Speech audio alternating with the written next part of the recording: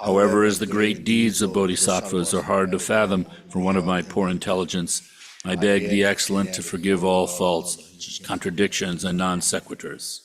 Through the virtue from this, may all living beings gain the ultimate and conventional altruistic intention, and thereby become like the protector Chenrezig, who dwells in neither extreme, not in the world, nor in peace. Bodhisattvas are hard to fathom for one of my poor intelligence. I beg the Excellent to forgive all faults, contradictions, and non sequiturs. Through the virtue from this, may all living beings gain the ultimate and conventional altruistic intention. They're checking up on me. Thereby become like the protector Chenrezig, who dwells in neither extreme, not in the world, nor in peace. Bodhisattvas are hard to fathom for one of my poor intelligence. I beg the Excellent to forgive all faults. I have no idea what that was.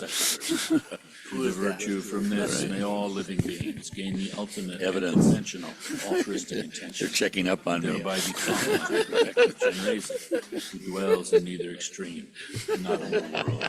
Well, we can either turn Mike off or we can turn Frank off, which is better. Bodhisattvas are hard to fathom for one of my poor intelligence. I beg the Excellent to forgive all faults. I have no idea what that was. Through the virtue from this, may all living beings gain the ultimate. Some recordings turned on. They're checking up on me. Thereby become Our tech guru back there now. not in the world. Well, we can either turn Mike off or we can turn Frank off, which is better. Bodhisattvas are hard to fathom for one of my poor intelligence. I beg the Excellent to forgive all faults. I have no idea what that was.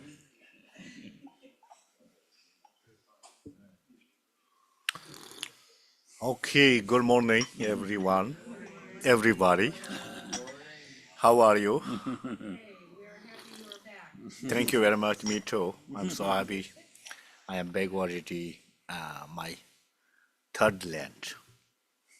First, my birthplace in Tibet, and second, Buddhism education places, India, and this is the third place in the US, sort of my third hometown. So after several months later, I'm coming back to see you today here, so happy. Thank you very much for everybody. And what do we talk about today? I have no idea.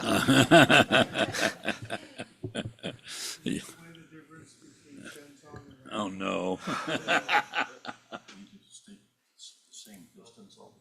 Okay. So I need moving and around, so Right. you know. Now it's good.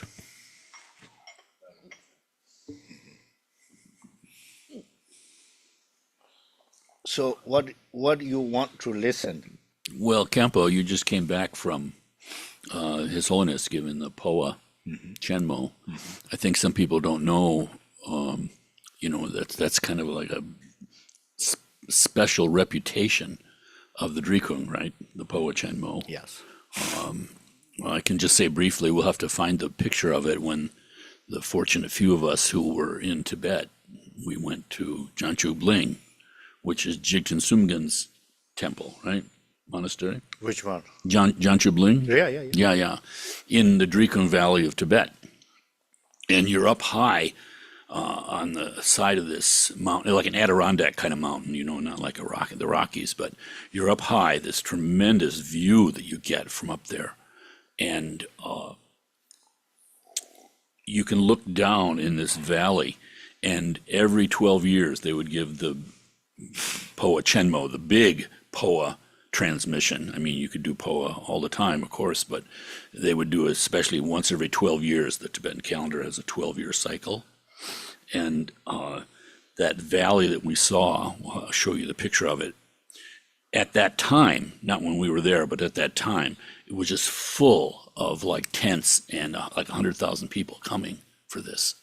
And you could get that feeling from being up there. And then while we were there, we turned around and looked farther up the mountain, and you could see something in this cloudy sky, overcast sky, but little like fruit flies or something flying around. And then when you put it on the camera and got it bigger, it was vultures, because this is the place, this sacred place in Tibet where the sky burial takes place.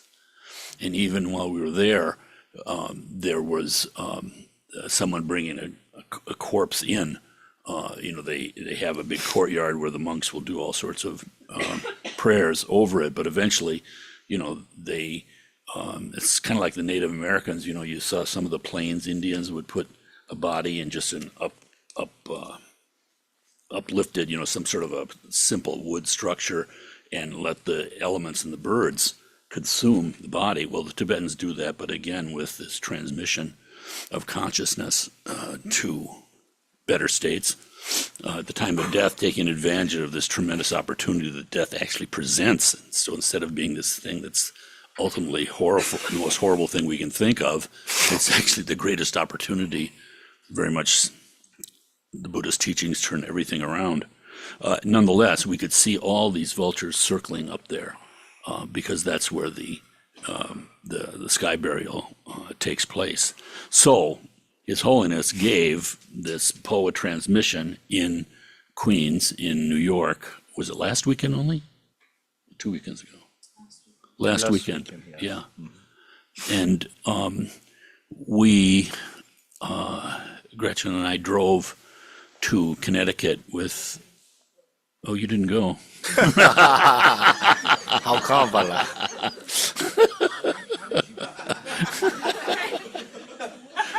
Whoops.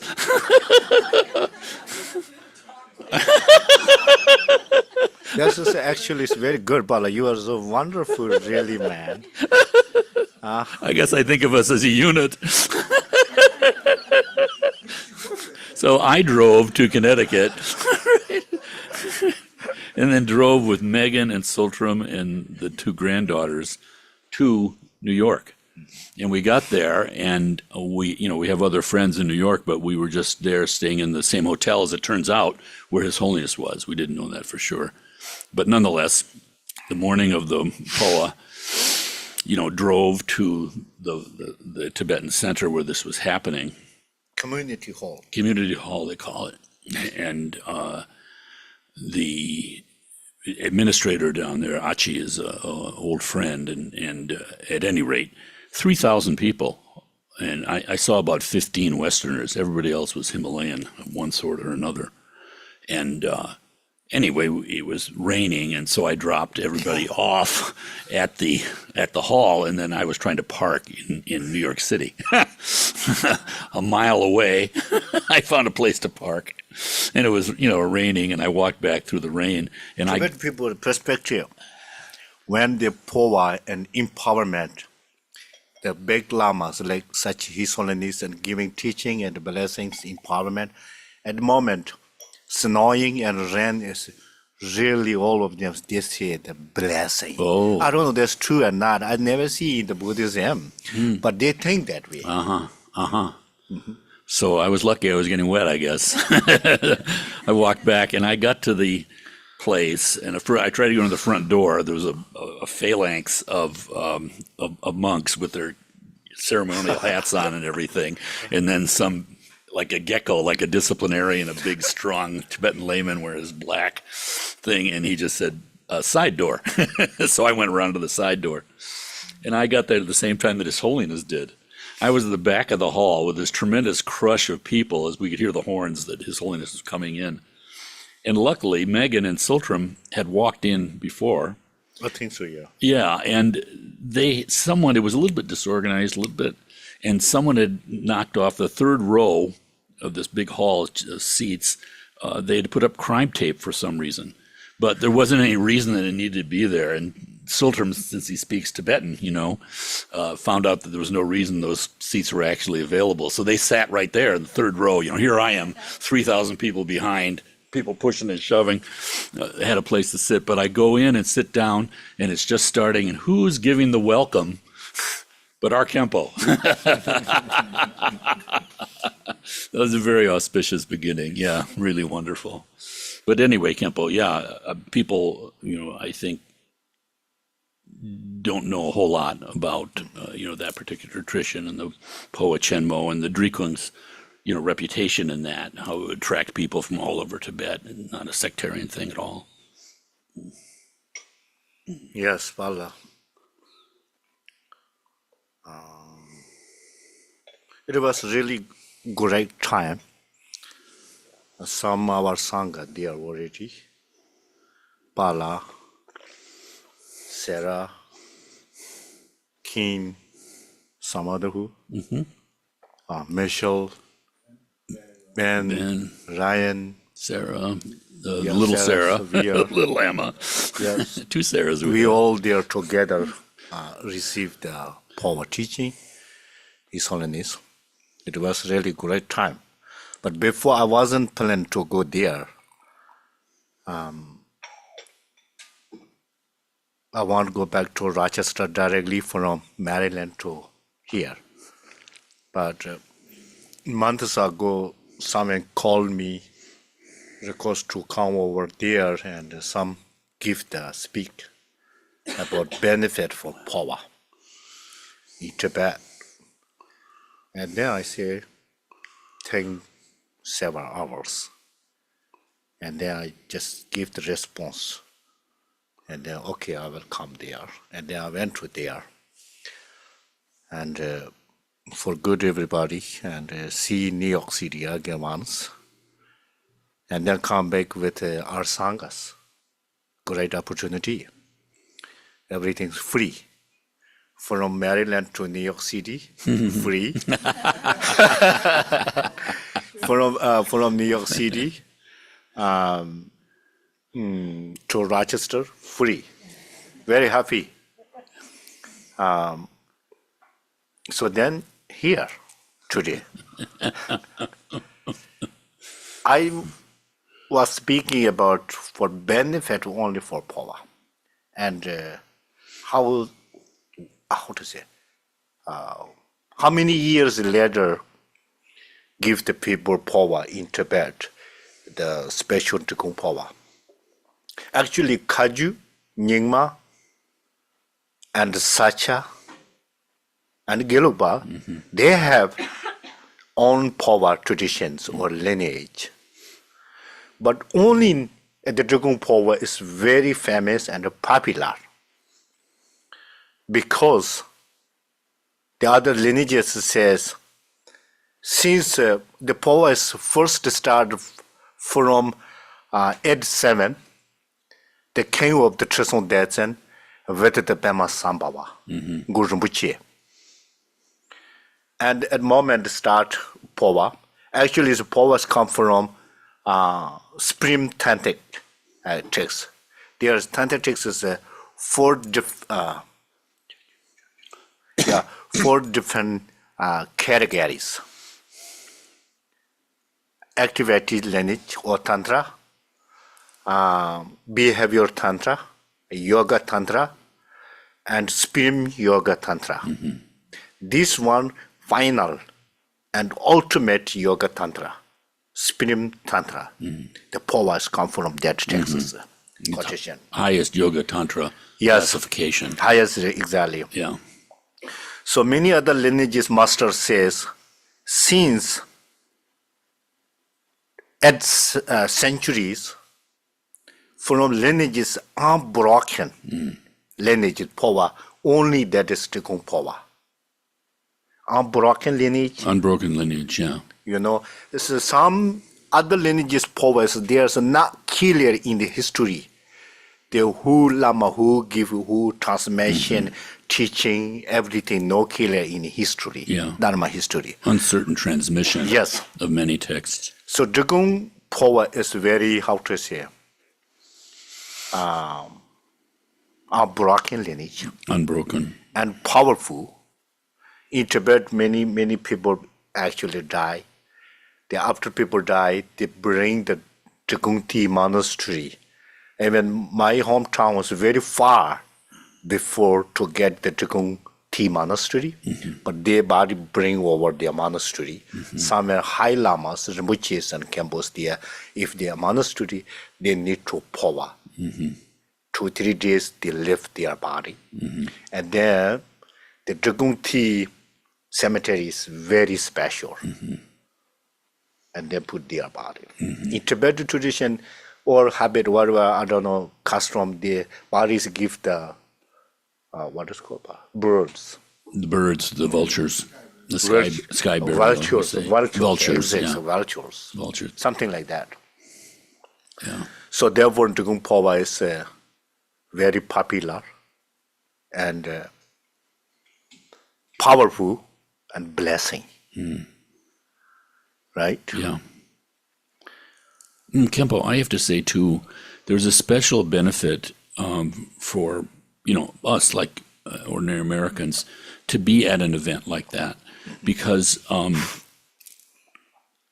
it's just wonderful, the things that happen at Western Dharma Center. But being there, it reminded me, Gretchen and I, we were together at that time. We're in India in 1981. And we had no conscious interest in Tibetan Buddhism at all. We had practiced Western Zen Buddhism for, some 15, 16 years, something like that. But we were going to the holy places in India. And we found ourselves in... Which holy place? Well, this was at Bodh Gaya. Oh, okay. And we were going to the 4 great sites of Sarnath, Yes. Bodh Gaya, Kushinagar, and Lumbini. So we went to India to go to those 4 places. This is a priority for holy places for Buddha. Yeah. And we found ourselves at Bodh Gaya, which, is where the Buddha came to his enlightenment. Oh, specialty. And the first night we were there, without knowing it, it was the evening time we went out, and we were at the stupa where he came to his enlightenment. And Ling Rinpoche, who is one of the tutors of the current Dalai Lama, was giving a teaching. The previous Ling Rinpoche, right? Yes, previous Ling Rinpoche. This is 1981. Was giving a teaching under this full moon. I mean, it was this fantastic scene. But what struck us was all of these Tibetans there to take the teachings. And what struck us especially, because we had come from, a Zen center which was very disciplined. You didn't want any kids in the shrine. Everybody was following rules. And here was this scene of this community, with little kids squawking, old people, weeping as they were taking the teachings, mothers with their children, kids running around being disciplined. I mean, there's just this scene. And similarly, in New York City last weekend, it just struck me, the first time I had been at a big Tibetan gathering, like almost exclusively Tibetan gathering in that time. And sitting there with all this, you feel the devotion coming from all of these people, and you can only imagine all the life experiences there. I mean, again, from very elderly people to infants. And then when you see His Holiness on a throne, it was a stage, and they had a throne on top of that. So he's on this high throne and surrounded by all these attending monks and chanters and everything. But you get a feeling of the unity of it. In other words, we come basically a Protestant culture, right?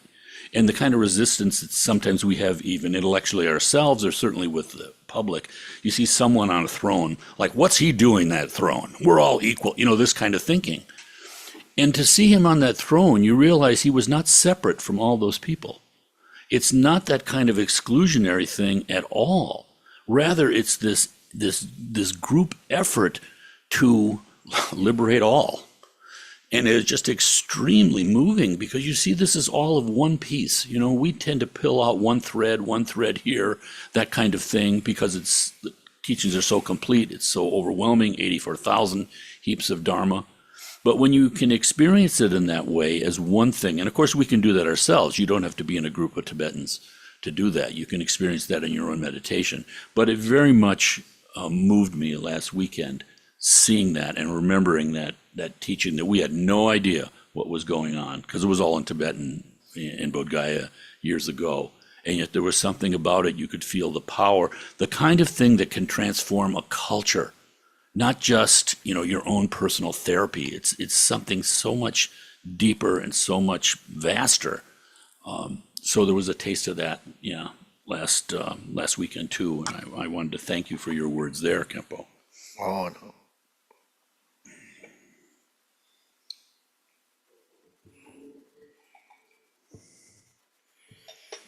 What time? Almost 11 today. Any question? Just whatever you want to ask me. Doesn't really matter. For me, like dharma or individual perspective or situation, whatever. If I cannot or I don't know that answer, then I say I don't know. Yeah, that's very good. Oh, yeah. Are you available for lunch? A lunch for what? For lunch. You know, Uh-huh. lunch, you eat food, butter tea, lunch. He's asking whatever. if you want to go to lunch. He's asking you. Oh, what I have? You mean you want to? Well, I'm not from Rochester. Most places that I know that were in Rochester, they've gone away. So maybe Frank knows. Would you like to go to lunch? Yeah, of course. That's the main question. We can figure out the destination later. I don't know really which one is good. You mean restaurant? Yeah. Any 'Cause I restaurant? know monks go out. I've seen them. Oh, really? Which restaurant monks go there? Then we will see. Yeah. Well, you'll be there, right? Huh? Well, depending my mood. Sometimes eat, sometimes not eat. So you're going to be available or no?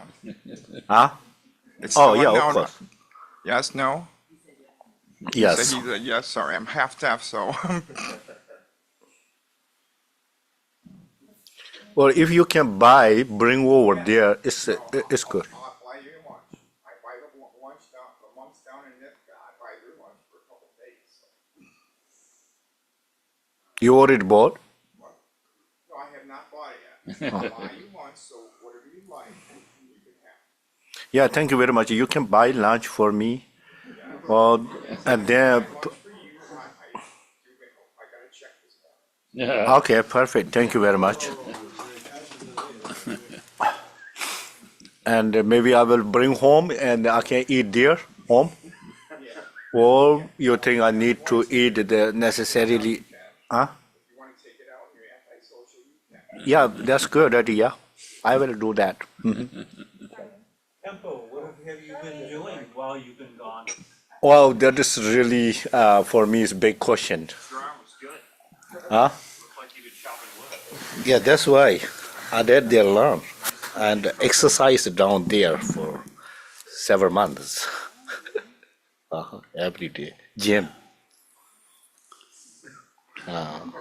These times need, how to say, muscle power and money power. I have no money power, but I need to learn some muscle power. I'm just kidding. I went there down in Maryland Dharma Center. You know, right? TMC. That Dharma Center, very old Dharma Center, our lineage in America. I think so this year, 43 years ago, this Dharma first Trikung Center in America. Yeah. The first, the center in the Washington, D.C. area, Khenpo Concho Jensen, many of you know, right? He built in the Washington, D.C. And then 10 years later, the Dharma Center moved to Maryland, kind of high, like sort of mountain. And then since the Maryland now, I think so maybe 43 years, something like that. Very old. First Dharma Center are Drikunkaju lineages. Or other lineages also probably, I don't know exactly. And then I went there, and there's Khenpo Tsurim Tenji is there. He is before in India, my teacher, Buddhism. And then I'm stay there, and then in the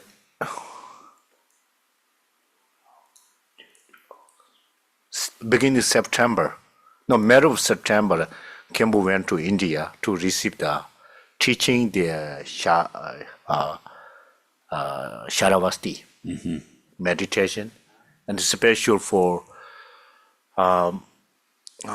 His Holiness called the Private House Empowerment. In the history, only give for empowerment, that empowerment for only Khenpo's, Rinpoches, and the Drupals, not even regular monks. Very special empowerment. And then they are in the Asian Khenpo, probably almost 4 months. He went to India and Nepal and Vietnam, probably Indonesia. And finally, he came back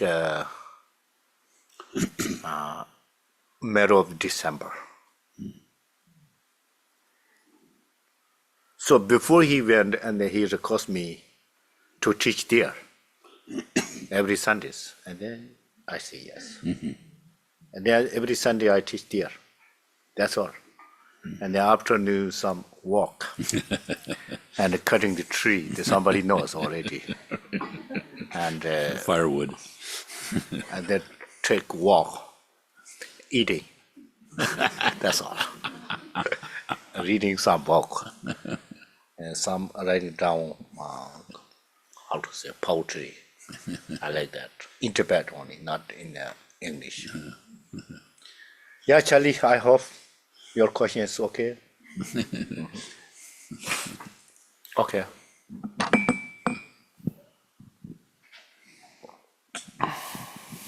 Back. We're thrilled Thank you to very have much, you. Samantha. So I know I've heard the Dalai Lama say that he meditates on his death every day, I think. So he'll be prepared at that, point of transition to the Bardo. Or I thought he said that.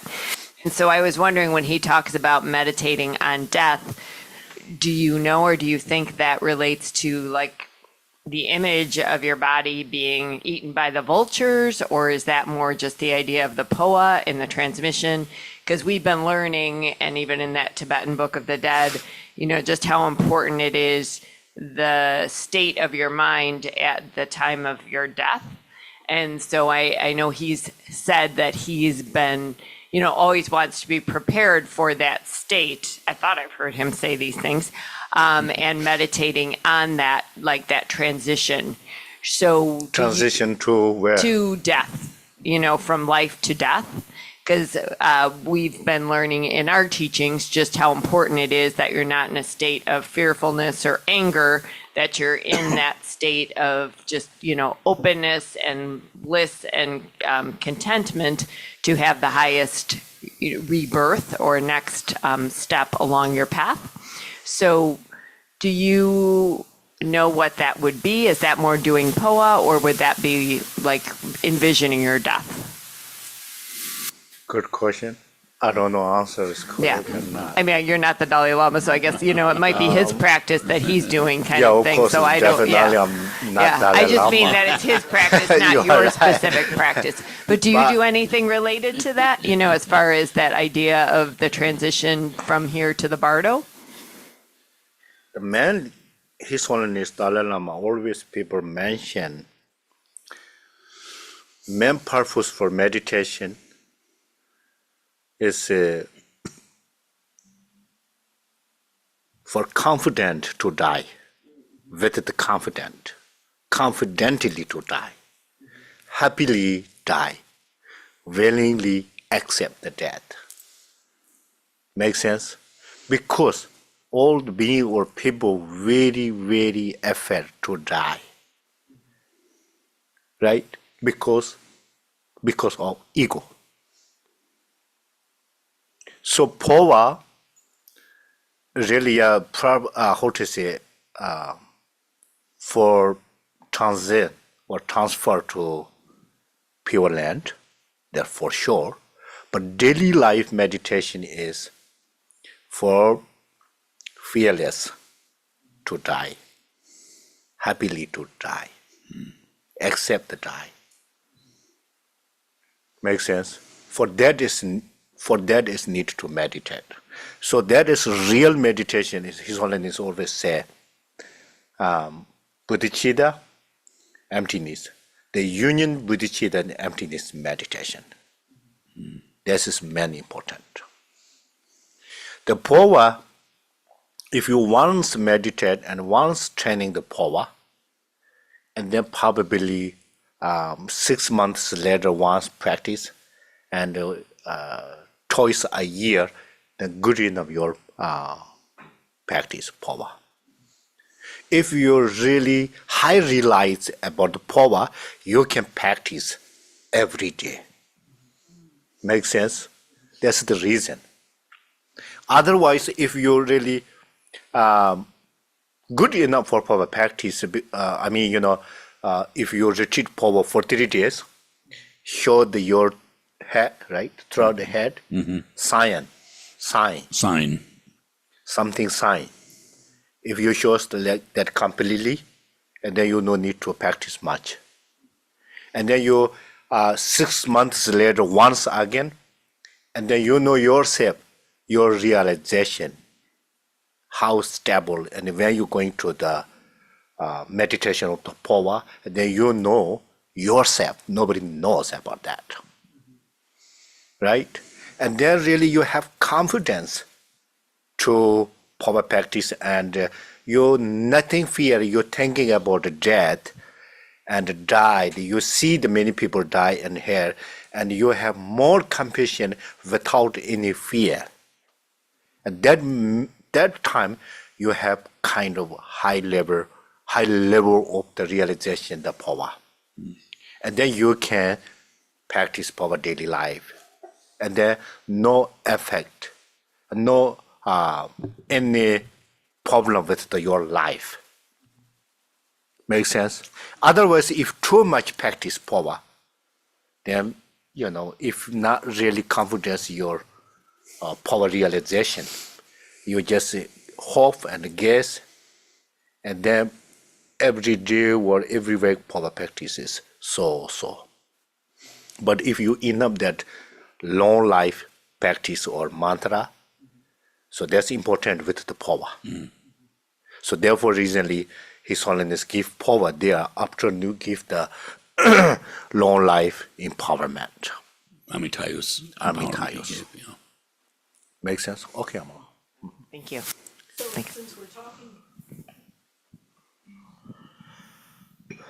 Since we're talking about POA, we have scheduled, I don't know if you saw the email that came out Yes. yesterday, or Friday. Khenpo will be teaching POA on Saturday the 30th here at the center. So he'll be saying more about POA and the actual practice, and then we will practice together. Yeah. So just so that you're aware of that. If you have any questions before that, we will ask people to register. It'll be in the morning and the afternoon, and you should attend both sessions if you're going to do it at all. Okay? Yeah, that's good. Thank you, Amala. Remind next Sunday, right? Next Sunday? No. No, following. On a Saturday, the 30th. Saturday, yes. Yeah, Next weekend. It's the Saturday before Easter, Well- which is, I don't know, maybe some people will be out of town, but Or this weekend, next the weekend. coming weekend. No.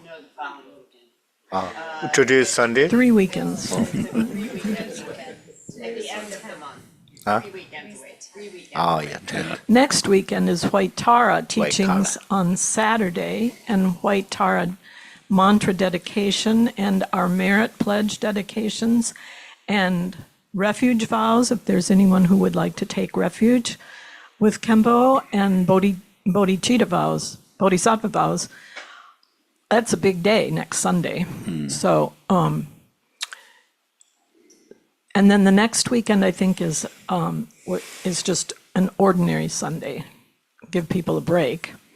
And then the next weekend is the POA weekend on Saturday. Okay. Okay? White Tara, retreat or dedication, and power between one Sunday is nothing, right? Special Right, schedule. right. Okay, I got it. Yeah. Right. Okay. Will you be in the POA? Will you be teaching teaching about the Amitayo's long life as well?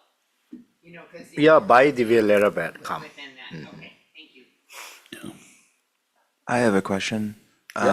I was wondering if you could talk a little bit about the different vows, and then as well, Nagandro, if we're gonna start that at any point. Nundro. Nandro. Wonder wow. Just Vows? general words about either of the vows, for new people especially, and Nandro. Okay. In the Buddhism or Buddhist, most important if person who want to become Buddhist, indispensable thing is refuge vow. Refuge vow is a key of the Buddhist or Buddhism. For example, like inside Buddhism, this Dharma center drawer there, if you want go to inside, then you have to lock open by key. If you take refuge, you are become Buddhist, right? And then you can practice any kind of things for Buddhism.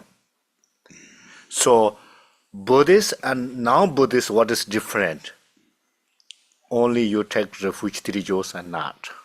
That's all. If you're taking refuge Buddha Dharma Sangha, no question you are Buddhist. If you think I'm not Buddhist, because I'm not going to Buddhist society, Buddhist something, but I'm still taking 3 jhos like Buddha Dharma Sangha, I take refuge, and then you are automatically or spontaneously Buddhist. Makes sense?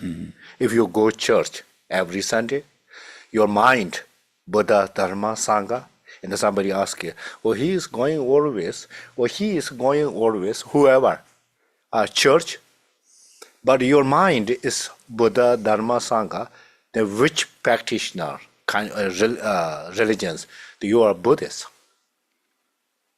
Makes sense? Therefore, 3 jhos or taking refuge is the key of the Buddhism.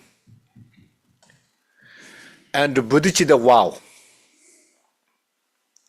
If you want to become the Mahayana practitioner, you have to necessary have to take Bodhicitta vow. You understand? That means a Bodhicitta vow is a very big responsibility. But now it's just everybody, and these times modern, no problem. We can excuse modern. So otherwise, really big responsibility. Bodhicitta vows. That is according to Mahayana practitioner. You can become the Buddhist, but not necessarily have to become the Mahayana practitioner. If you want to Mahayana practitioner or you want to practice the Tantra, you have to take Bodhicitta vow. If you want to Tantric texts practice Tantra, you have to have Bodhicitta vow. Otherwise, there are no foundation to take the Tantra, Vajra Tantra vows.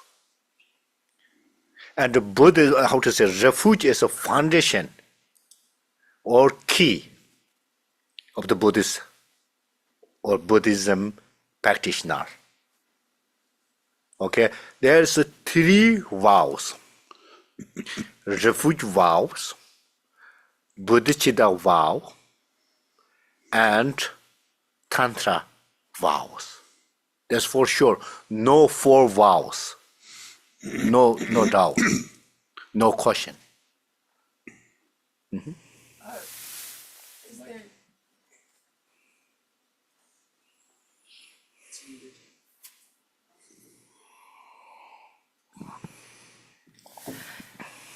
What is the difference then between any of those vows and a bodhisattva vow then? Which one? Bodhisattva vow versus like bodhicitta Yeah, or probably you refuge. can tell that Bodhisattva vows and Bodhicitta vows. The Bodhicitta is mental level of the state. Bodhisattva is person, people, practitioner is called the Bodhisattva. Well, somebody, they're using the Bodhisattva vow, somebody using Bodhicitta vow. I think so, both of them. Fine. Same. Yeah, same. Yeah. Bodhicitta is real is the altruistic mind. It's bodhicitta. Buddhi is enlightenment. Chitta is mind. Make sense? In Sanskrit, chitta, mind. Buddhi, enlightenment. Enlightenment mind.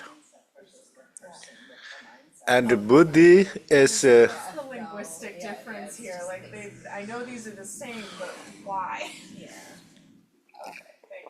Buddhi also, in the Bodhisattva, that moment, Buddhi is enlightenment, Sarva is person or practitioner or people who practiced and who have the altruistic mind.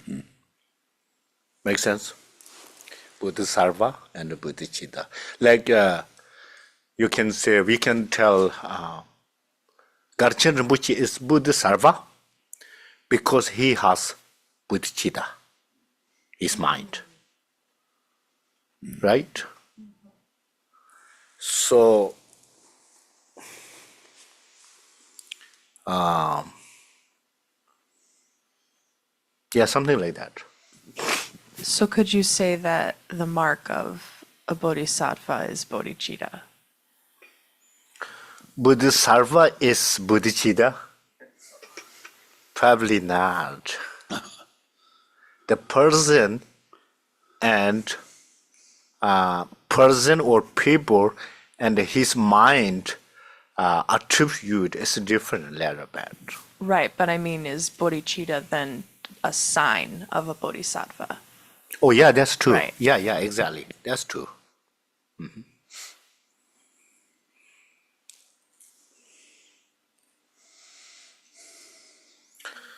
Jack.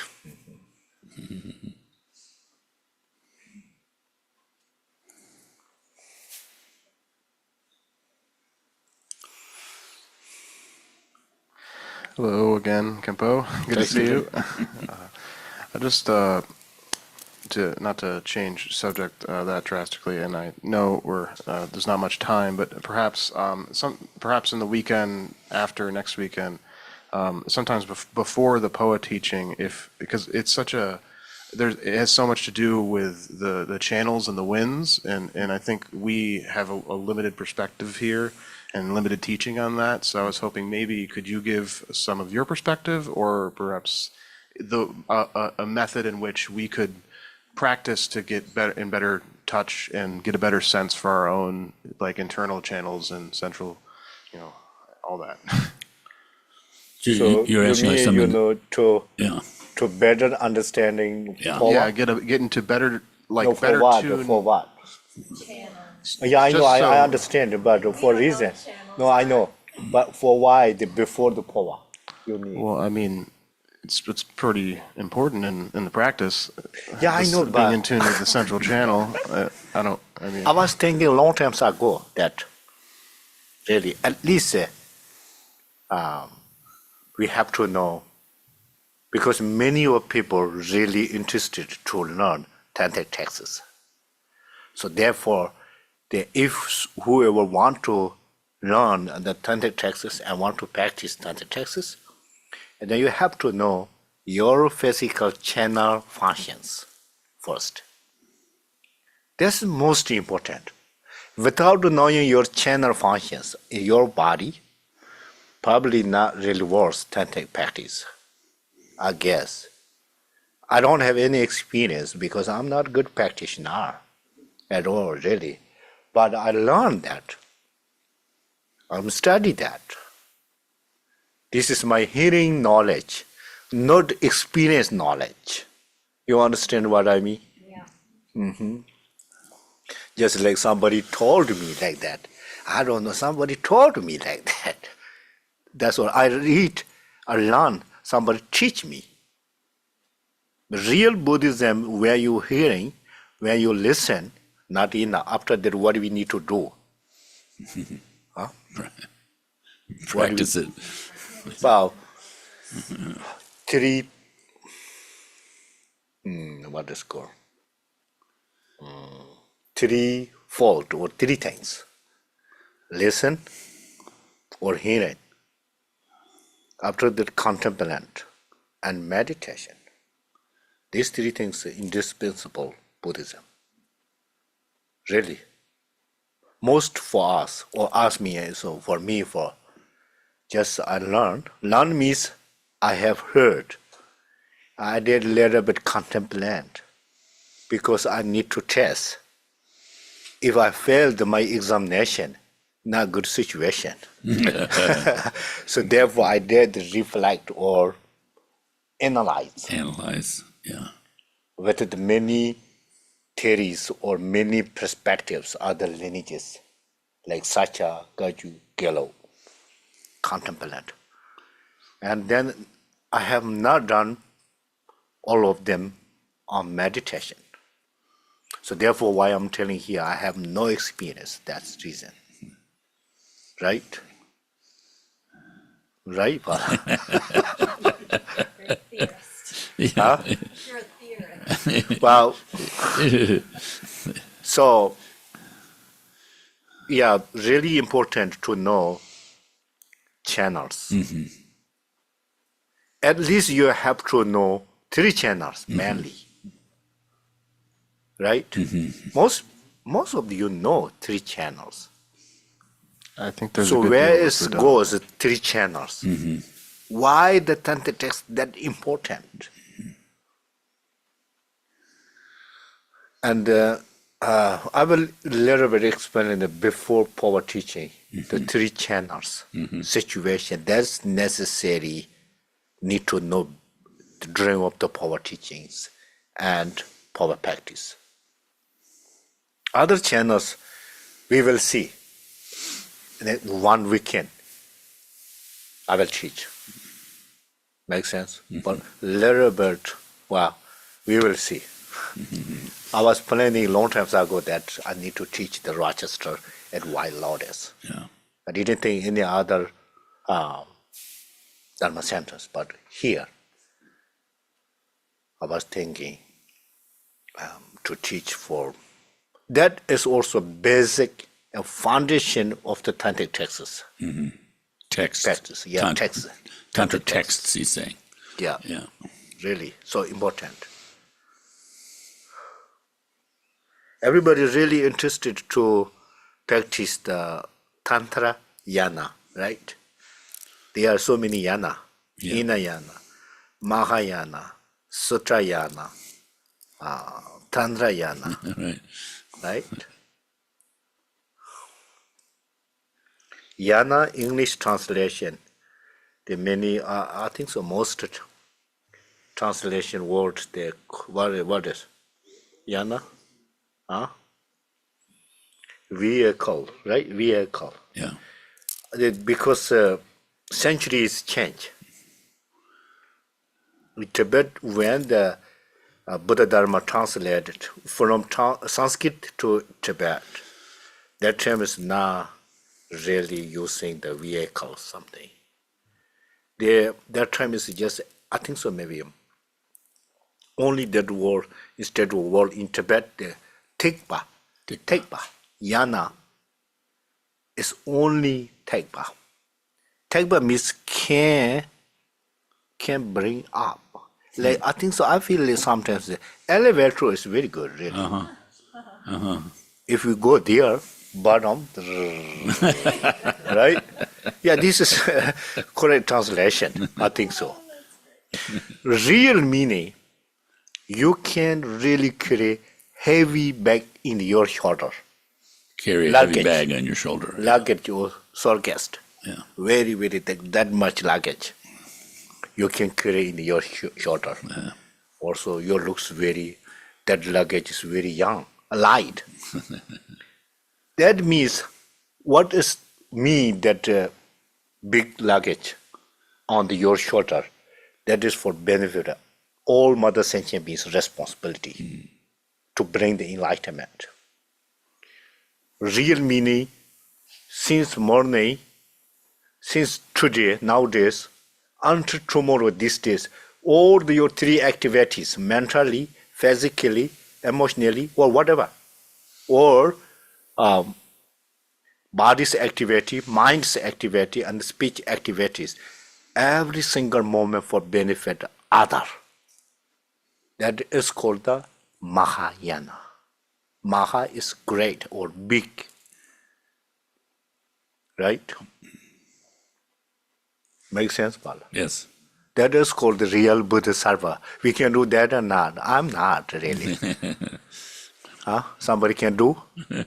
How many did from yesterday until now for benefit others? You did something? I didn't do anything. Yeah, really, I'm thinking myself, you know. But I already took the Bodhicitta, wow, what's up? That's kind of, if I'm thinking myself and analyze, sometimes feel really shy, but nobody knows I talk to Bodhisattva, wows and not. They feel a little better. Yeah, something like that. Bodhicitta and the Bodhisattva. Vehicle now is, and then that time in the Tibet, the example, the vehicles or yanas example give the elephants, animal elephants, elephant, right? Yeah, elephant. In America, it's no elephant, right? No. That's why people really have to think, what is elephants? Elephants, because elephants can clear lots of things. Much, what is called, strong or Strong, yeah, they can carry power much. Yeah. for then other horse and yak and, cows. So Bodhisattva can clear the all sentient beings suffering or problems, they're taking care. The Hinayana only themselves and their relatives, their friends, some really several peoples, and the very much limitation to take care of themselves. So that is called the Hinayana. In India right now, need to change the Mahayana Hinayana because some Hinayana practitioner they get anger if they using Hinayana. Hina means small. Real meaning is a small mind practitioner, and they're mad. Huh? No. No. No. Yeah, something like that. And they keep calling Mahayana, but Hinayana names they call the Theravadi, something already changed. Funny, right? Yeah. It's changed permanently to Theravada. Yeah. There's no Hinayana anymore. Yeah. Not in theology. Well, fond of theirs, but all the texts in Sanskrit and Tibet, they left forever Hinayana. Yeah. They love or not, it doesn't really matter. Yeah. They just change the talking founder of the Hinayana practitioner. Not for text yet. Yeah. They don't have any plan to change all the texts. They cannot, actually. And it has to do with motivation rather than sort of outer structure or tradition, really.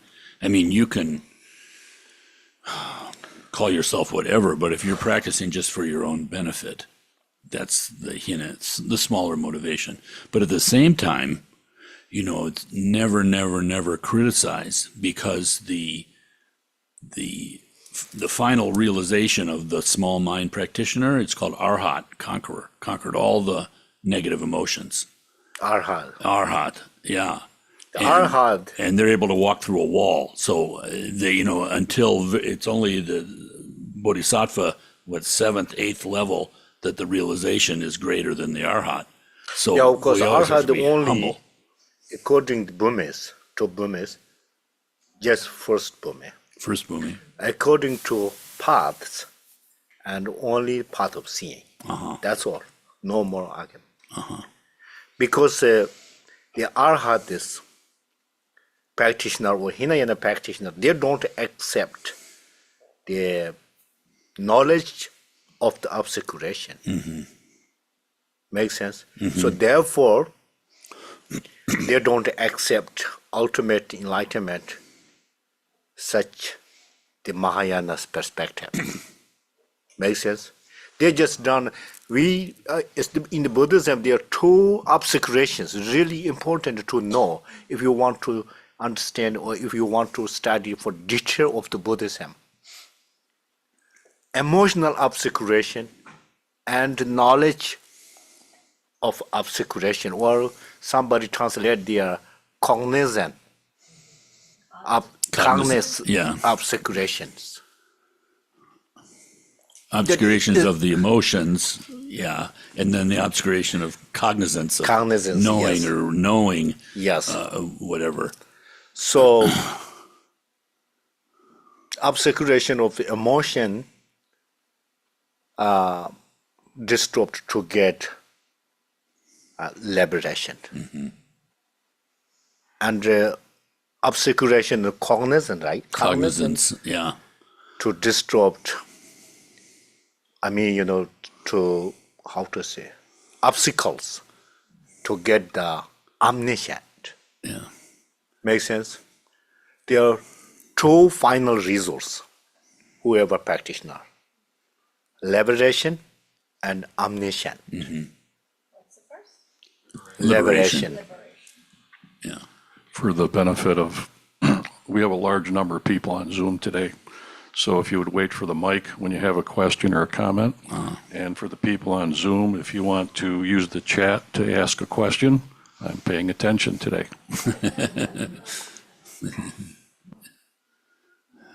Arhade, in Sanskrit word, Ar is, how to say, negative emotions. That's very easy actually.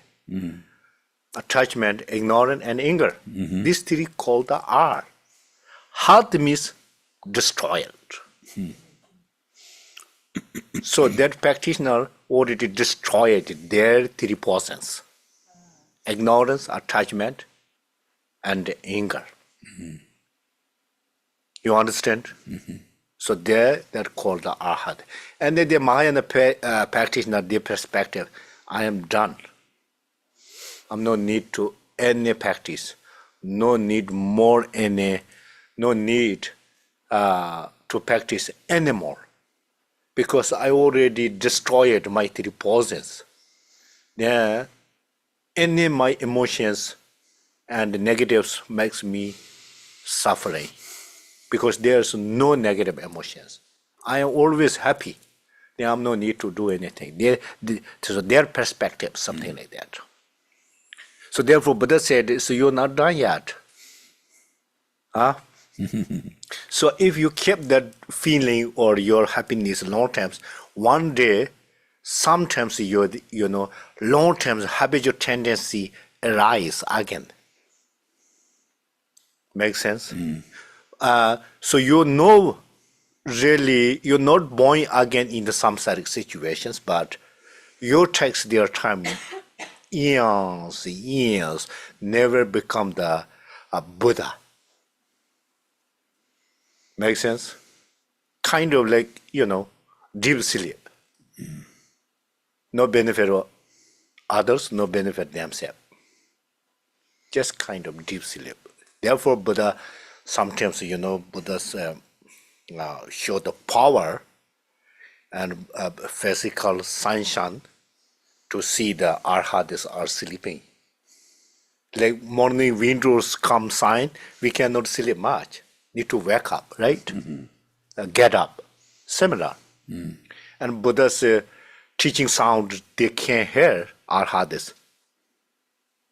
And the Buddha said, if you really sleep and not benefit at all, you have to wake up, you have to do benefit for others, and then they want to take a refuge, how to say, bodhicitta vows.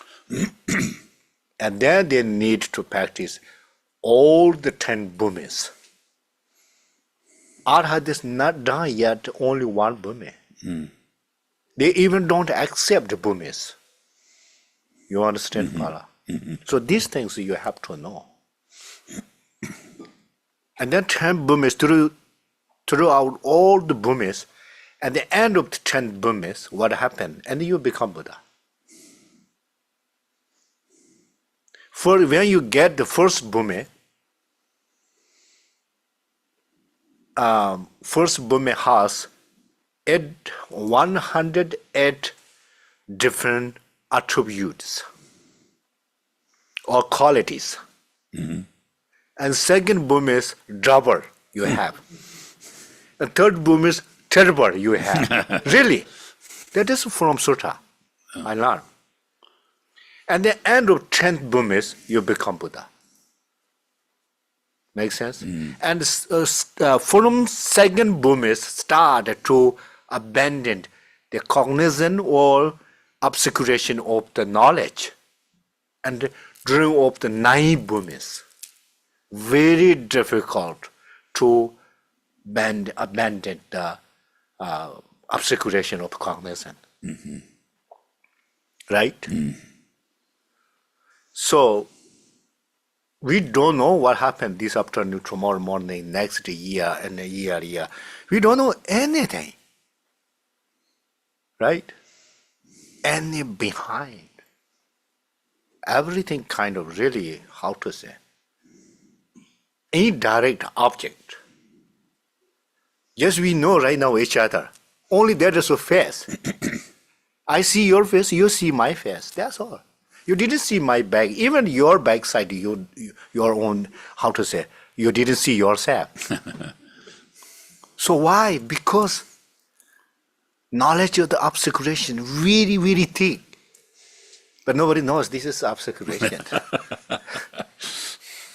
Right? So therefore, Buddha doesn't have any conception things. Make sense? So our mind's mental state is always imagination, conception, thought. These 3 things always they are dancing. Dance. Dance, yes. And then people make suffering. You know? Everything guess. Therefore, we general talking, you check. I think so. I guess so. Maybe. Not sure. Why need to say like that? Why? Because we don't know. Because of obscuration. They cover, then that's why we don't know. If Buddha here, Buddha nothing using those terms of word. Say exactly, yes, no, no. No any other words. No, maybe, I think so, nothing there. I guess. Because everything, direct object. You understand direct object? If you say, somebody ask, Khenpo Molam is in Dharma Center now, and you can say, yes. You no need to say, I think so. Maybe. You can see direct me. Right? Same Buddha, all the phenomena, something like that. You understand? Yeah. So, we are not like that. That means we have a lot, uncountable, unbelievable obscurations. Therefore, we are here. But we can abandon for all of them. If we do, if we feel lazy, destructive, worldly, and then it takes time. But slowly achieve there. Hang in there. The good words. Confident yourself.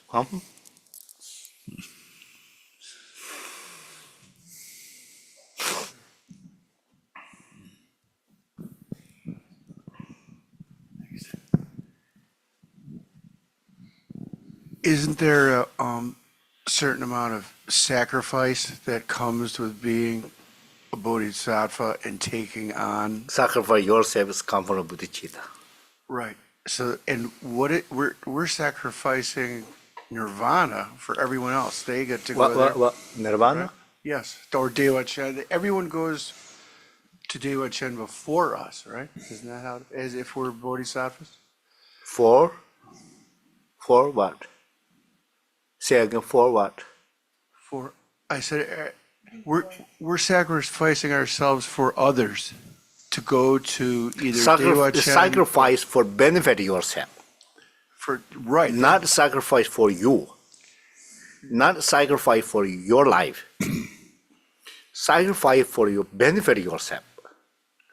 But it doesn't mean you don't eat, you don't make money. Don't misunderstand. You have to make money. You have to buy a house. You have to even a good iPhone. That is for benefit other. Yeah, really. Somebody call you, you have to pick up good form. If form doesn't work, how do you help others? Okay. Yeah, that's true. If you have really $100, for example, so someone is really suffering and need the necessarily fund of you, and you see you have, and then you can help. That is called the sacrifice yourself. Many people misunderstand the sacrifice yourself, myself means everything give up. Kind of really need to go without anything. Without anything, how you can help others? You have to make everything first. Then share, then help others. I guess I said the wrong thing. I meant that we help others to get to where they have to go before we go there, though, actually. That was what I really meant. Actually. Yes. I didn't speak correctly. I'm so sorry. Oh, no problem. There's not any mistake. I'm not, There, so you no need to be the sorry. You didn't do any wrong. The correct caution. And good caution also.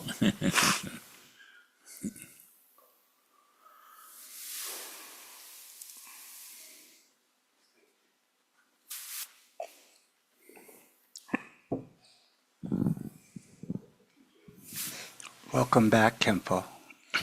Who is that? Thank you very much. Oh, George. So, how do you feel? What do you mean, feel? How do you feel? I'm feeling okay, good. For what? So people is so many different types feel. Yeah, really. In general, if I get sick, and then you can ask how you feel today. And getting better and worse, two things there. In general, different objects, different feeling. If I see the white color, I feel like white color something. And if I like white color, I feel good. If I don't like white color, I'm not. If I like the yellow color, when I see yellow color, I'm happy. If I don't like the green color, when I see the green color, I really feel bad. That's all. Isn't it? Yeah, everybody's there, I think so. So, If you see really delicious food, your favorite, you are very happy. If you see really used to you don't like, and then you, just how much? Or $20? Okay, a little bit need to eat because I give money. Something feels not good, but still the people eat. Yeah, something like that. I'm joking. Okay, go ahead. I wanted to follow through on Keen's question for a second.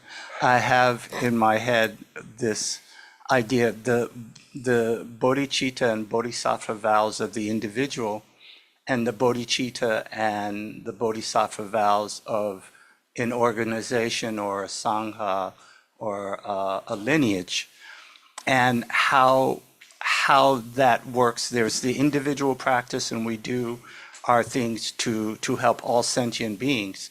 But as an organization, as a lineage, as a practice, where these things exist, what is our responsibility outside of the lineage to help other sentient beings achieve enlightenment? Good question. Profound. but answer I don't know really. So therefore, you first I think so. I give you shortly. Therefore, first you have to become the Buddha to help others. But now is the best way. In many people say, think globally, act locally. That is your bodhicitta vow. Very easy, right? You don't be sad. Wow, Mother Saint Jimmy, how I can help? Local. Start your family, neighborhoods, classmate, whoever you're related with your daily life, whoever necessary need your help. That is the best bodhicitta real. So therefore, I'm always really, I love that word. Think globally, act locally. If you're fighting locally, think globally, nothing happen. Really opposite. Right, Bala? Yes. There's also the fault of you think globally and you think you don't have to do anything locally. That's also a mistake. Right, and I love that, and I think a lot of us do that. I was just wondering where our activities as Sangha and as practitioners of this lineage as an aggregate body are reflected in works in public. So yes, we act locally, we think globally. That is our life's work. Well, this is real bodhicitta way. Right. So there's two bodhicittas, different types.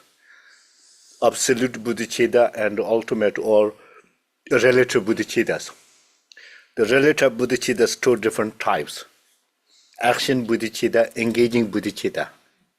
Okay? The act locally is engaging bodhicitta. You can reach all those things. You cannot reach whatever you're thinking. If you're 24 hours thinking for all the sentient beings, nothing happened. But you're just training the mind. Right? You think that way, so pray for the benefit of all sentient beings and draw the local. Local means not necessarily your neighborhoods and your families, but start from there as much as you can reach. This world probably you can reach. For example, now is in Ukraine and Russia, so problem there. You can send their money if you can, if you want. And not necessary for there. In Rochester, how many people, poor people there?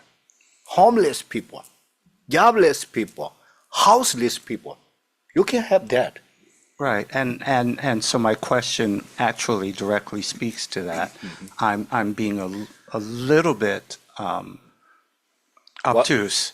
Huh? I'm being a little bit sideways or not clear because I guess I'm looking for where we as a Sangha have sent money to Ukraine. I personally have sent money to Ukraine for the Sangha, but For the Sangha means who? for the Sangha in Ukraine, for the Drikun Sangha in Ukraine, but I don't know. It doesn't matter. So you no need to choose the subject. Right. But what I'm saying If is that we do thinks that. is a reality, I'm telling you, this is not my idea or my opinion. If you choose object, that's not bodhicitta way. Right. Makes sense? Whoever. You know them, you don't know them. You're related so far, doesn't really matter. Whoever. If you think, oh, there are lineages Sangha, intentionally, if you send for them only, and then you don't care others, well, I don't think that is bodhicitta. I don't think this is not bodhicitta. I can't tell exactly according to Buddhism. So therefore, I have confidence to say that because that is not my idea. Right. I'll leave it alone. I guess what I'm thinking about is yes, act locally, think globally. As a Sangha, since I inhabit my spirituality in this Sangha, I guess I'd like my Sangha to reflect some of my concerns also. Yeah, of course, of course. So, you know, as I look at as I listen to where money goes and where activities go, I don't know, because I don't know what everyone does individually. I know we're all wonderful people and loving people, but I don't know that as a Sangha, we act as locally as we could. I know individually we do, but I don't know that as a Sangha that we do. And there have been many concerns voiced about membership. Some questions have come to me about diversity, and things that make, I feel that this lineage and this place should be far and wide in Rochester. This is very, very powerful and important to my life. And I want to share it with as many people as I can, but I don't want to be the only one.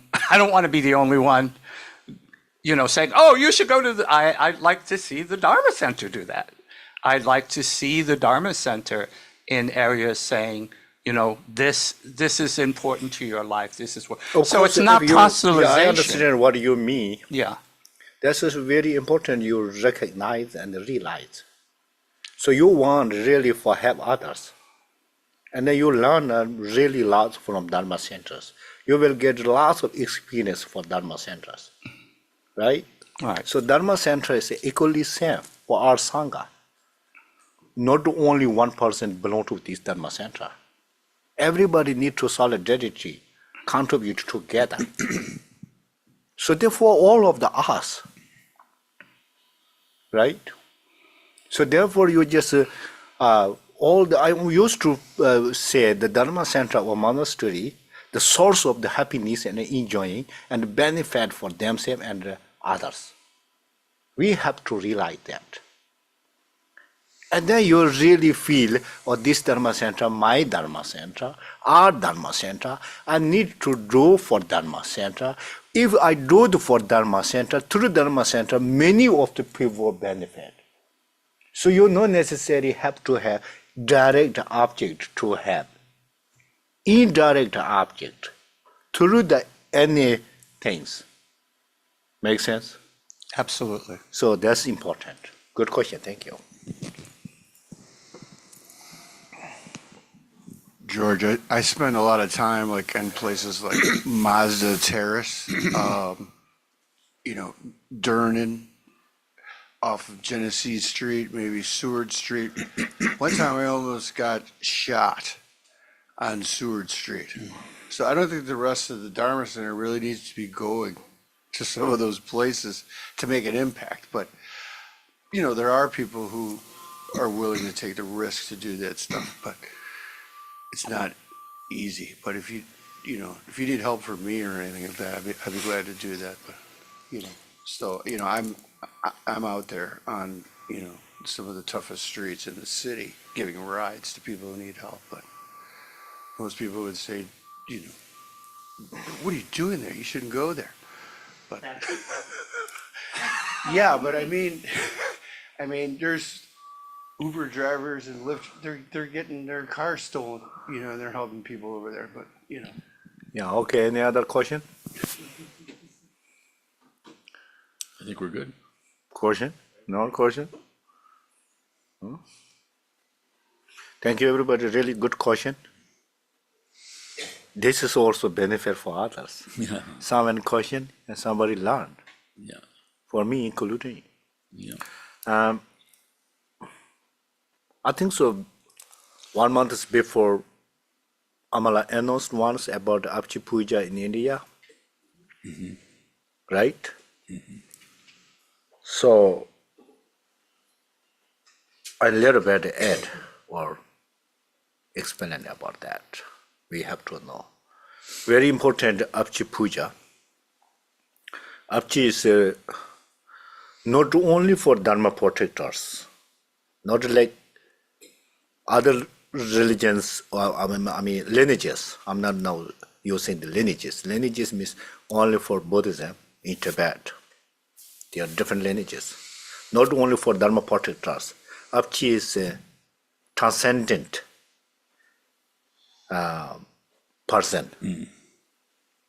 Means already liberated, free from suffering or samsara. And he's special for protect Dharma.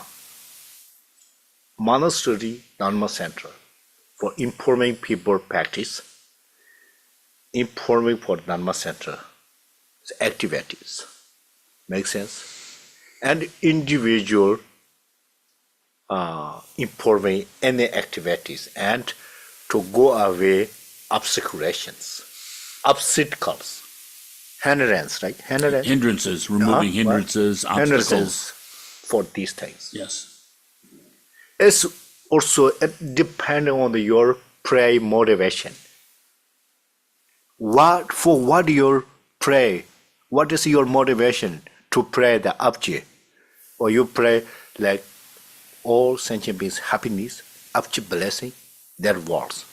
Or if you really learn traveling around the world, I can smooth flight, safe flight, right? Flight, safe, S-A-F, safe drive, Safe drive. right? Smooth flight to your destination, right? Yeah, that's right. We pray. I'm sometimes really little bit fear in airplanes or moving. But Tsutem also do like that. It was just leave it there. This is meaningless stop for here. But I do the pray really. I don't know what happened. Who knows? Yeah. This happens everywhere. And for whatever, like, without any obstacles, somebody lose luggage, even cell phone, wallet, many things. And there no robbers issue, no thieves issue, and no any, obstacles issues if you pray for Abji. And also in India, many of the Tibetan people, they believe for business. They go to business to sell the clothings. They do the Abji Puja for calm the customer. So they say, really worth this year I have a lot of money. Abji is wonderful, they say. And many of schools like that, high school and colleges, they almost examination for years. All the students, parents come to the monastery to do the Abji Puja, to become, get the really good result. Good exam. Exam. Yeah. And then the works. Make sense? They believe that, they do that, and they really, whatever they pray, they become like that. So therefore, Abchi, before when I first in India, not much people come over Dharma Center. Well, no, monastery, Center Monastery. And then later knew, 1% or 1%, people to tell the people, Abchi is wonderful. I did like this, I got like that, so benefit, and then many people. So, from 20 years ago, so far, the Abchi master or whatever, the chanting, who is that? What is called English? The chanting master. Chanting master, 1 and 2 monks there, have to get up 3:30 morning because people overcried a line. Really? In the morning. You believe that or not? Yeah, I believe I'm not really lying right now. There's no meaning that if I lie. For Abchi, they bring tea or beer, alcohol, whatever they search him. And some rice or barley for offering and money. And they put the name, student's name, whatever they need to purpose for business, for whatever, for traveling. So therefore, whatever, just this is background story, something like that. So now we reason. Amal, did you have send money or not yet, right? Mhm. So if you want to, like more or less, doesn't really matter. Buddhism, in the Buddhist practice, are very easy. There's no anything limitations. Like you have to do like that much. You need to do that much. Nothing there. $1 half dollar is not good situation. 50 cents. 50 cents, yes. No half dollar. Actually, it's $1/2, yes. Yes. Yeah. And, if you have million dollars, not much really enough, actually. If you don't have much, $1 is good enough for you. Whatever kind of things, something very easy way. So then you make, that is, we always say, accumulation matters. And purify my, obscurations. I'm going to confess. Confess, right? Confess. All of them. And then we send to India soon. Just so people.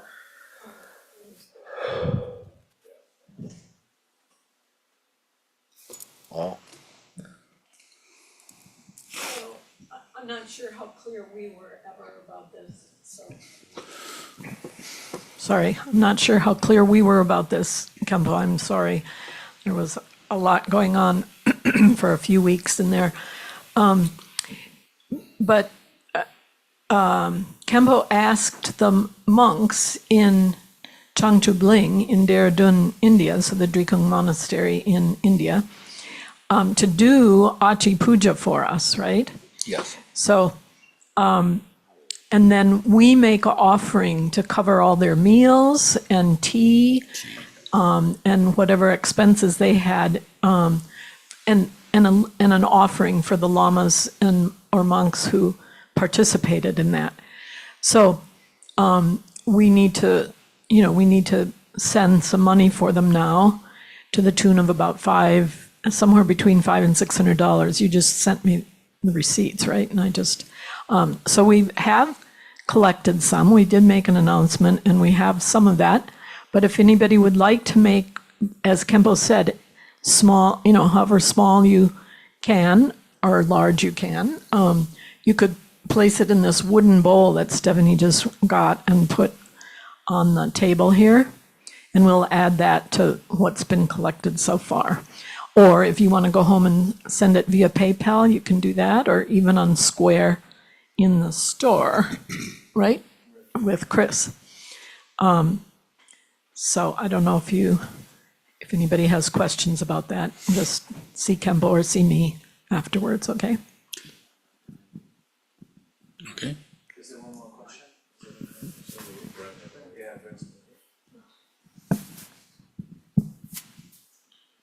I just wanted to talk briefly about suffering and how chronic pain can lead to suffering on a regular basis. And that there seems to be no end, and I don't know how to handle it.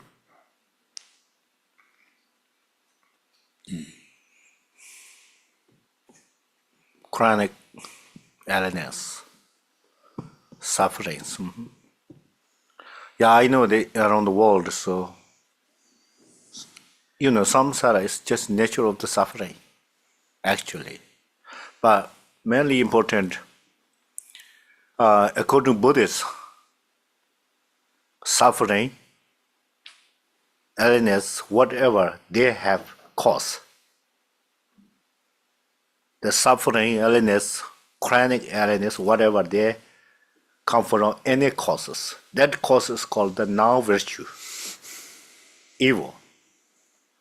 If you want to be happiness next time, you have to stop the non-virtue things, killing, stealing, lying, so forth. Divisive talks.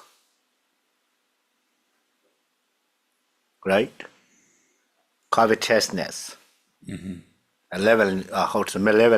Malevolence, covetousness, and wrong view, wrong views, wrong views, so forth,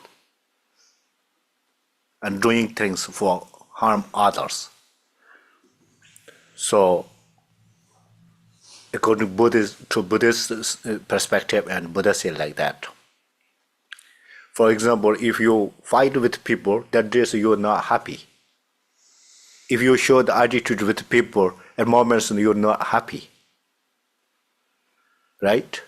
Unhappy cause is you're showing attitude. You're saying something for other, criticize. Thinking wrong perspectives makes unhappy suffering. That is your question? Well, the question is, you've answered it partially, and this is a large topic, and we're here at 12 o'clock now. It's just feeling isolated, both with the hearing loss and with some pain, and enjoying the community here that's pretty close to where I live, so at least I get to be around people.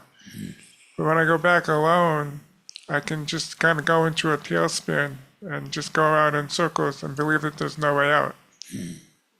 Mm-hmm. So I don't know if that's really a question. I suppose the question would be, what's the difference between pain and suffering, or... Pain and suffering. Yeah. No, certainly, Brent. They're all of the problem. Whatever, doesn't matter, pain and suffering. Actually, this is a responsibility explaining for doctors. Pain and suffering. Yeah. But in general, we don't want any uncomfortable things. So why the people happening like that, if your question like that, that is cause is non-virtues, bad things, bad karmas, right?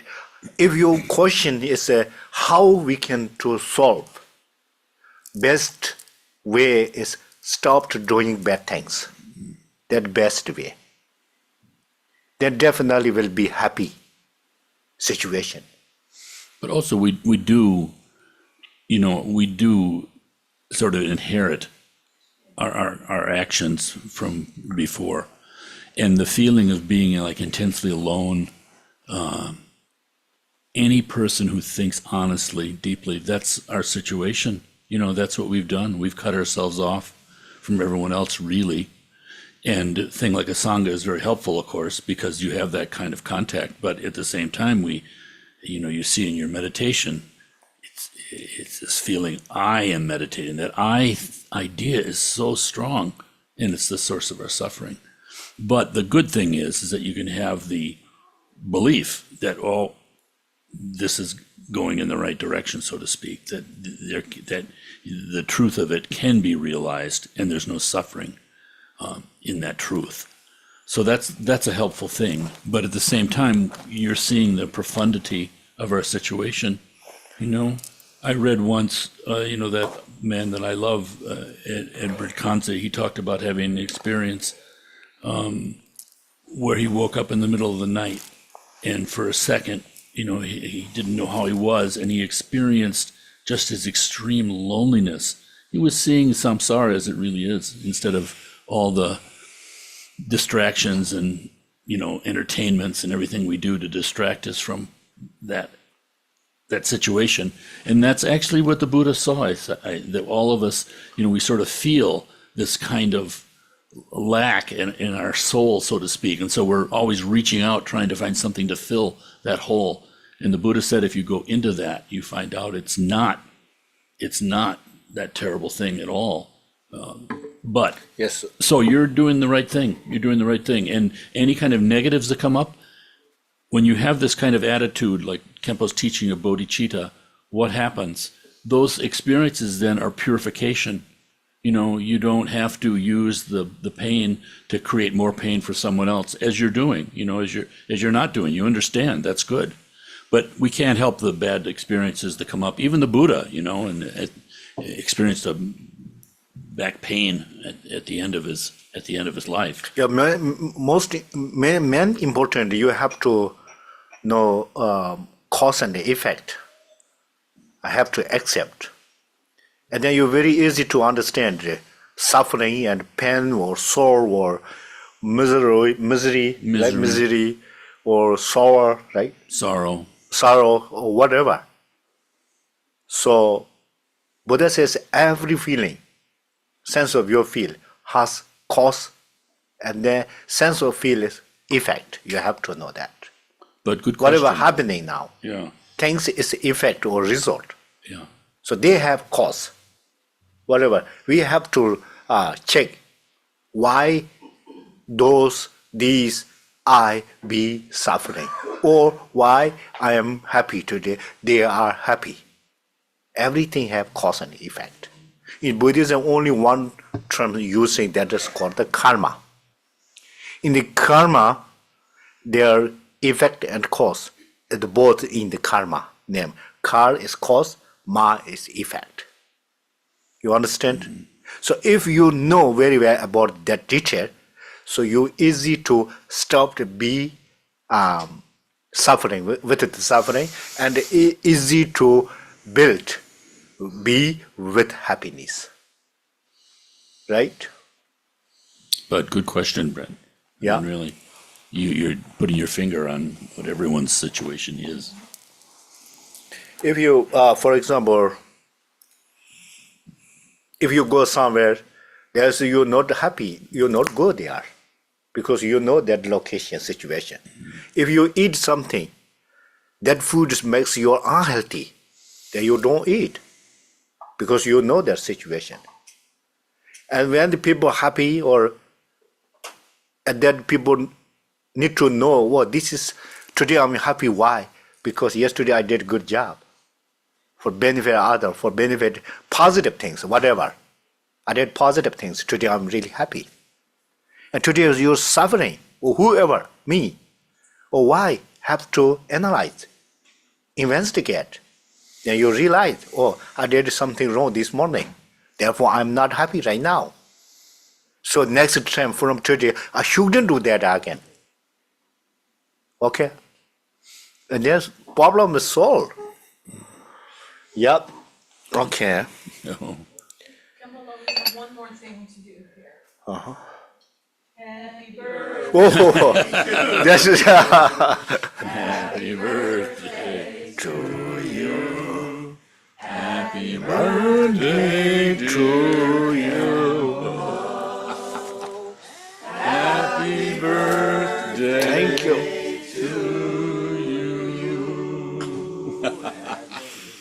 Oh, thank you. Thank you, everybody. It was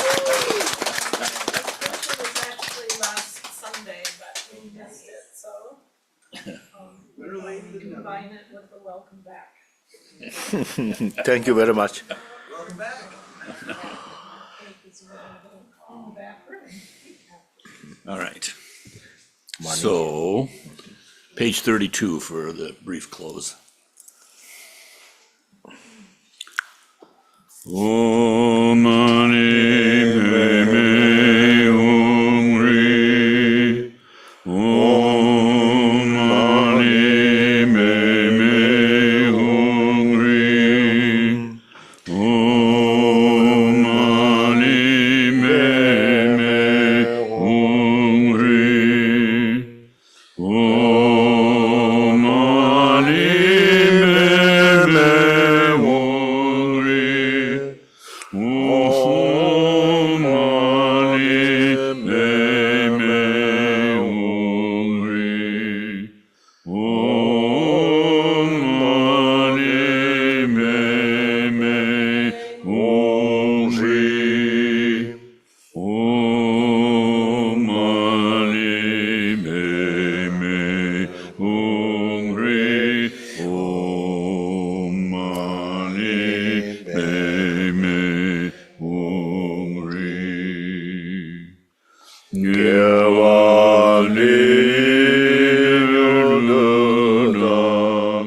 Chere Wan Rubyoji Rola Jamaluma De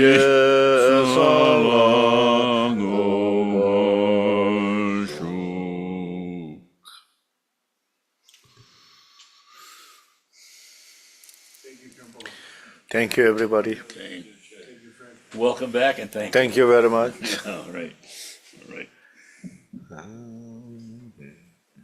See you Saturday.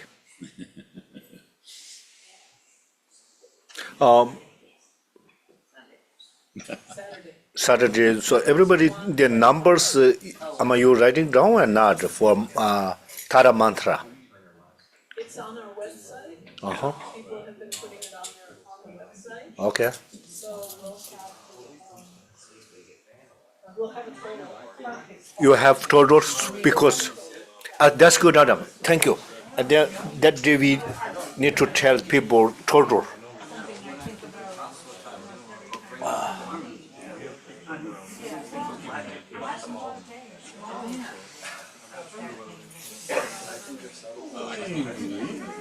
Thank you.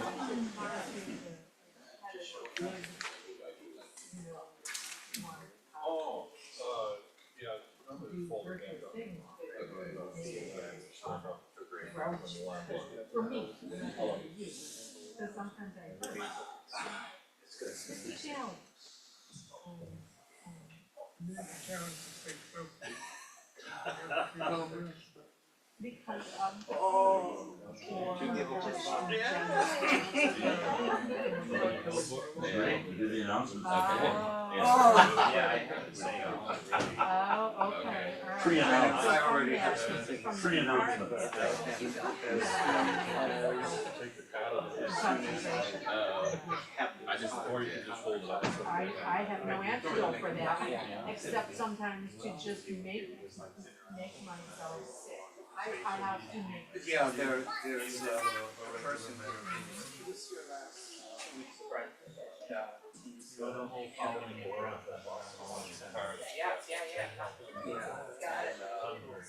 you know, we're talking about just going into the urban city. I'm home alone. I don't live. There's food in the refrigerator. I'll put it in. I have it in a white mist bag for y'all for a meal. So it's just like some. It's like a lentil pea curry and some bread and rice. So it's for all of you, for a family meal. So if you can take it back and have it in some Hi. with Happy New Year. It's not spicy, I made it mild. It's spicy. He's got his chili on the table. Yeah, so you can add it. Yeah, their spices. They know how to. I want really I usually order it not spicy at all, but I order it. Right back towards downtown on Park Avenue. Internal. Yeah, George. So, I love your question, by the way.